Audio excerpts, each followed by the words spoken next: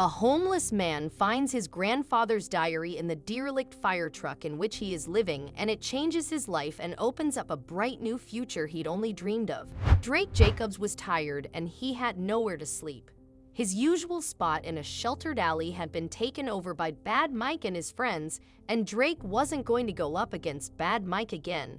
The last time, he'd ended up in the ER with a broken arm and a ruptured spleen, so he guessed he'd have to find somewhere to sleep for the night. Somewhere safe, somewhere warm. There was only one place he could go to: the old yard behind the fire station. So many of his childhood memories revolved around the firehouse and the yard, with the old derelict trucks parked there in silent magnificence, retired knights in the fight against fire. He'd grown up there. He would run to the firehouse every day after school. It had been home as much as his grandfather's third-floor walk-up had been. Drake had dreamed that one day he too would be a fireman just like his grandpa. But when Drake was 17, his grandfather passed away. The strongest man Drake had ever known died when his heart simply gave out. His grandfather had been raising Drake since he was 3 years old, which was when his parents had abandoned him. Drake's grandmother was long dead, but Ed Jacobs had raised his son's child alone and done it with love and care. After his grandpa's death, Drake thought he'd stay in the apartment, and his counselor at school had helped him with the application for a scholarship as soon as he finished high school. He was 6 months away from graduation when someone knocked on the door on a Saturday night.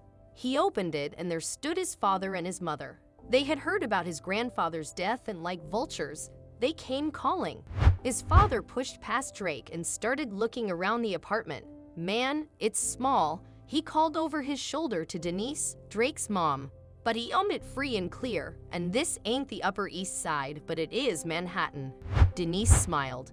"We should get a pretty penny out of this," she crowed. "What for?" asked Drake angrily. "So you can shoot it up your arm? I know what you are. You two are scum. This is my grandpa's house, and you have no right." "I have every right," screamed Drake's dad, pushing him towards the door. "It's mine now, and you he out."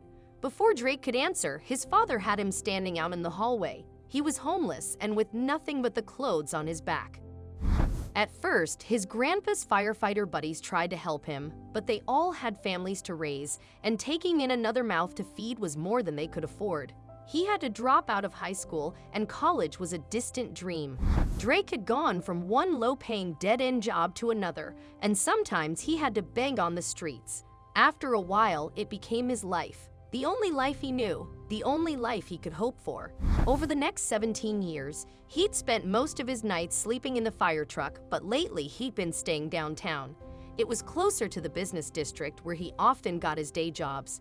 On this particular night, his feet led him to one of the old fire trucks in the yard, the one that had been his grandfather's first fire truck, where he'd started out as a rookie fireman. Drake tied the door, and it screeched open on rusty hinges.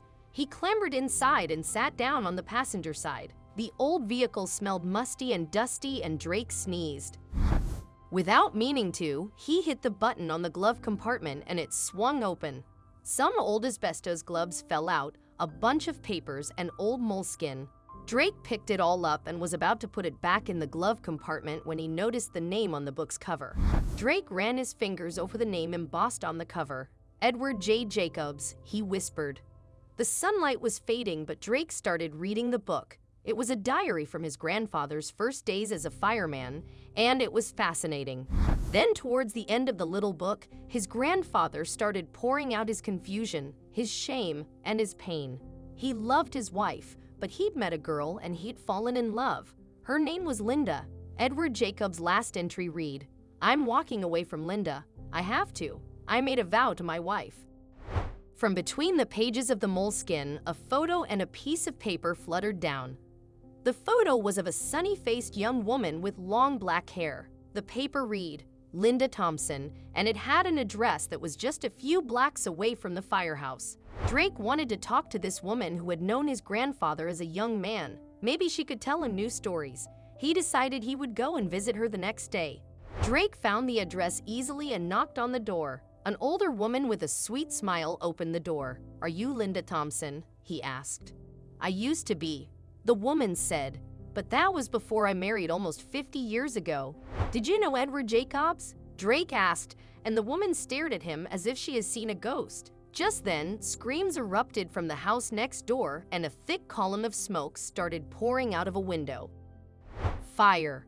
Someone screamed, and Drake leaped into action. He ran in through the open door to where the fire was burning in the kitchen and grabbed a thick blanket from the sofa on the way. He threw the blanket over the burning stove where an oil-filled pot was in flames, and within minutes, the fire was out. Before long, the fire department was there and they doused the area just to be sure. "Hey," the man said. "I know you. You're Ed Jacobs' grandson. I thought you were going to be a fireman." "I never got the chance," Drake said shyly. "Well, you have the instincts," the fireman said. "I'm the captain at the firehouse now, and I'm looking to recruit some rookies, so why don't you come down and enroll?" Drake walked out of the house grinning happily and found Linda Thompson waiting for him. "You're Ed's grandson?" she asked. "Come with me. There is someone I want you to meet." Linda led Drake back into her house and introduced him to a pretty woman in her early 50s who looked hauntingly familiar. "Drake," Linda said, "this is your aunt, my daughter, Melissa." Drake couldn't believe it. He has a family. Melissa had 5 children, and they were married and had children. He had a big family. Drake just couldn't stop smiling. All of his dreams were coming true. Linda smiled at him with tears in her eyes. "I loved your grandfather, Drake, and I never told him about Melissa. I knew he'd be torn apart, but now that he's gone, maybe I can give you the family you deserve."